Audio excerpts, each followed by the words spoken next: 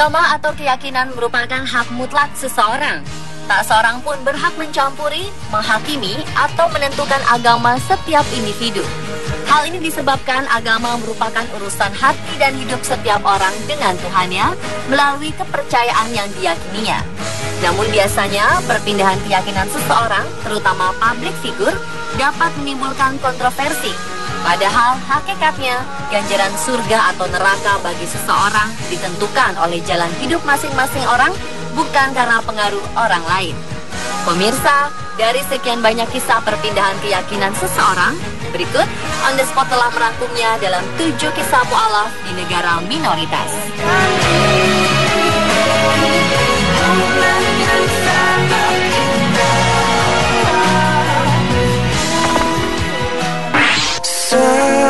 Tiba nafas di ujung helah, mata tinggi tas. Pemirsa, Anda pernah menonton atau mendengar tentang film Fitnah?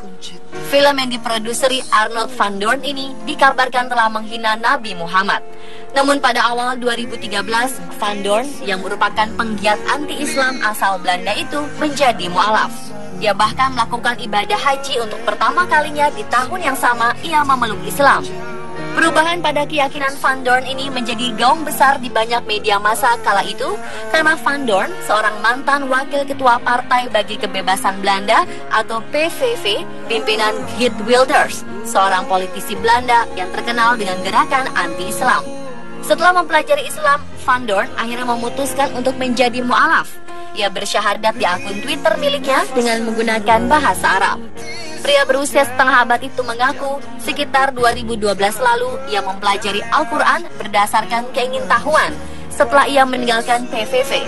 Sebelum itu, ia hanya mendengar cerita negatif tentang Islam. Kini Van Doorn mengatakan sangat menyesal dahulu telah menghina Islam. Bahkan saat ia ke Tanah Suci, Van Doorn mengaku merasa malu saat berada depan makam Nabi Muhammad. Ajalmu pasti menghampiri.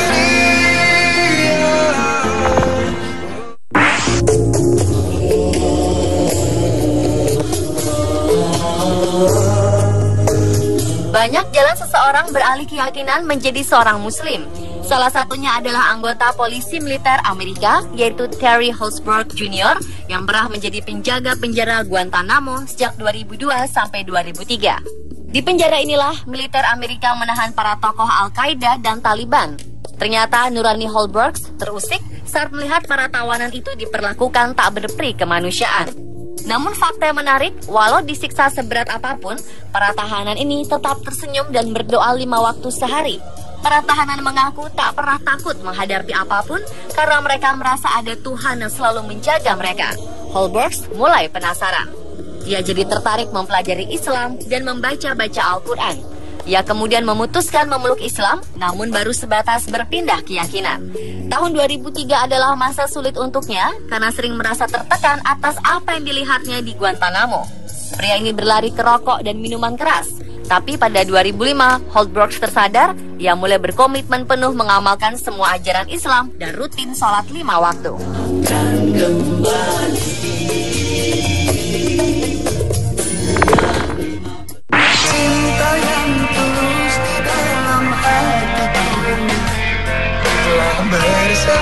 Melihat penampilan yang penuh tato dan berambut panjang, mungkin tidak banyak yang mengira bahwa Taki Takazawa adalah seorang imam masjid. Ya, selama 20 tahun Takazawa adalah penato para anggota Yakuza, geng mafia terbesar dan terorganisir yang paling ditakuti di negeri yang mayoritas beragama Shinto itu. Tapi pandangan negatif pada penampilan fisiknya itu berubah saat Takazawa mengkumandangkan azan. Allahu Akbar, la ilaha illallah. Perkenalannya dengan Islam secara tidak sengaja terjadi di wilayah Shibuya. Saat itu Takazawa melihat seseorang dengan kulit dan janggut putih. Orang itu juga mengenakan baju dan turban warna putih. Orang itu memberikan sebuah kertas dan menyuruh Takazawa membaca kalimat tertera bersama dia. Kalimat itu ternyata syahadat, pengakuan pada keesaan Allah Subhanahu wa Ta'ala dan Muhammad Sallallahu Alaihi Wasallam sebagai utusannya. Meski tak paham secara keseluruhan, namun Takazawa pernah mendengar sepintas tentang Allah dan Muhammad. Pertemuan dengan orang serba putih itu ternyata membekas di ingatan Takazawa. 2 tahun setelah memeluk Islam, Takazawa bertemu lagi dengan sosok inspiratifnya itu di Arab Saudi saat Takazawa melaksanakan ibadah haji dan menimba ilmu beberapa bulan di Mekah. Nama Takazawa kemudian terkenal lantaran ia menjadi satu di antara 5 imam masjid besar di Jepang. Kini imam di sebuah masjid di Tokyo itu mencantumkan nama Muslim Abdullah yang berarti hamba Allah Subhanahu wa Ta'ala.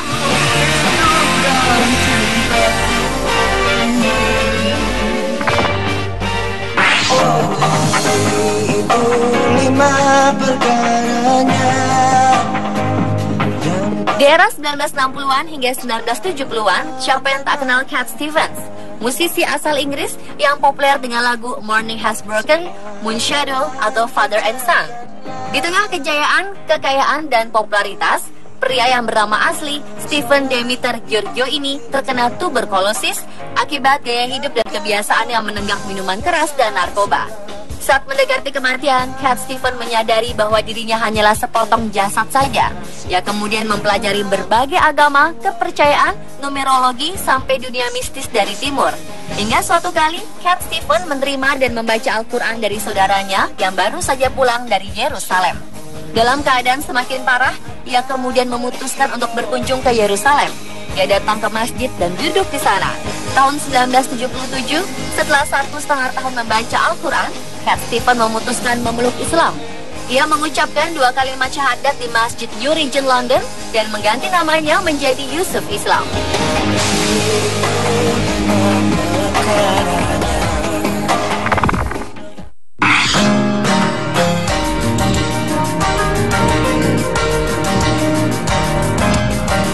Selanjutnya adalah pengalaman Wilfried Hofmann, mantan direktur NATO, yaitu Organisasi Internasional untuk Keamanan Dunia. Hofmann diangkat menjadi duta besar Jerman untuk Aljazair tahun 1987 dan menjadi duta besar di Maroko tahun 1990 hingga 1994. Namun tiba-tiba Hofmann menggemparkan Jerman saat ia menerbitkan buku yang berjudul Der Islam al-Alternative atau Islam sebagai Alternatif pada 1992. Hofmann sebenarnya telah masuk Islam sejak lama, jauh sebelum bukunya dipublikasikan. Berawal keprihatinan Hofmann pada dunia barat yang mulai kehilangan moral, Hofmann bahkan sempat meragukan keberadaan Tuhan. Ia kemudian yakin Tuhan itu ada ketika ia bertugas di Aljazair dan melihat betapa umat Islam di Aljazair begitu sabar, kuat, dan tabah menghadapi berbagai macam ujian dan cobaan penderitaan. Mereka tetap disiplin menjalankan puasa selama bulan Ramadan. Ketika keislamannya diketahui publik pasca terbitnya buku Der Islam als Alternative, media massa dan masyarakat Jerman serentak mencerca dan menggugah Hofmann. Sampai-sampai televisi Jerman men-syuting Hofmann saat ia sedang melaksanakan sholat di atas sajadahnya di kantor duta besar Jerman di Maroko. Kini masyarakat Jerman mulai menerima keislaman murad Wilfried Hofmann dan pada September 2009 lalu, Hofmann dinobatkan sebagai Muslim Personality of the Year atau Muslim berkepribadian tahun ini yang diselenggarakan oleh Dubai International Holy Quran Award atau DIQHA.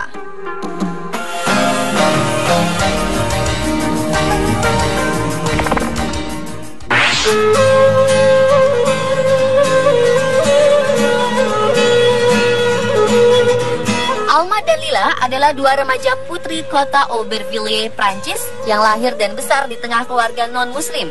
Namun 2 saudara yang berayahkan Yahudi ini justru terpikat dengan Islam. Awalnya sang ayah, Lohong Levi, mendengar kedua putrinya berhenti makan babi.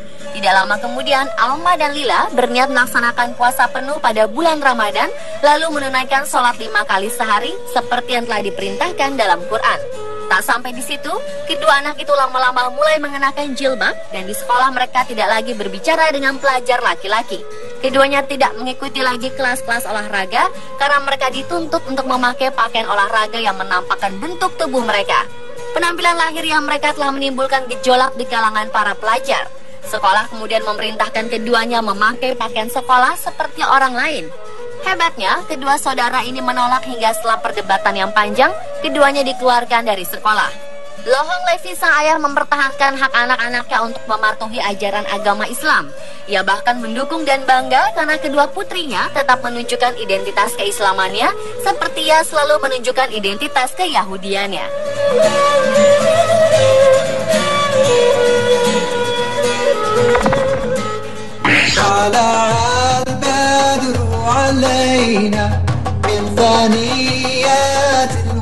Ibrahim Killington, seorang pria asal Inggris, semula ingin bergabung dengan tentara untuk melawan Islam. Tapi kemudian hatinya terpaut oleh Al-Quran dan Islam. Pengalaman pertamanya mengenal Islam adalah pada saat terjadi serangan 9 September 2001. Ia terpengaruh pada berita-berita yang menyatakan teroris menyatakan perang terhadap Amerika. Killington juga melihat semakin banyaknya informasi tentang perang di Afghanistan. Saat itu menurutnya, kaum muslim melakukan kekejaman mengerikan di seluruh dunia. Pria ini mulai sangat membenci Islam, bahkan ingin bergabung dengan tentara untuk membunuh banyak muslim yang ia bisa sebagai bagian demi membela negara. Namun setelah suatu kali Killington mendengar di radio tentang perang melawan teroris dan tentang kehidupan Nabi Muhammad, Killington kemudian tertarik untuk mengetahui hal-hal tentang Islam. Salah satu muslim pertama yang ia lihat di internet adalah Baba Ali. Sosok itulah yang mematahkan stereotip tentang muslim bagi Killington. Pria ini kemudian memutuskan untuk meminjam Al-Quran dari kampus, lalu pergi ke masjid, hingga akhirnya ia memutuskan memeluk Islam.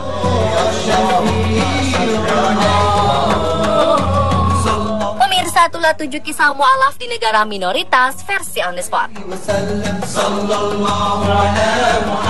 Sallallahu alaihi wasallam.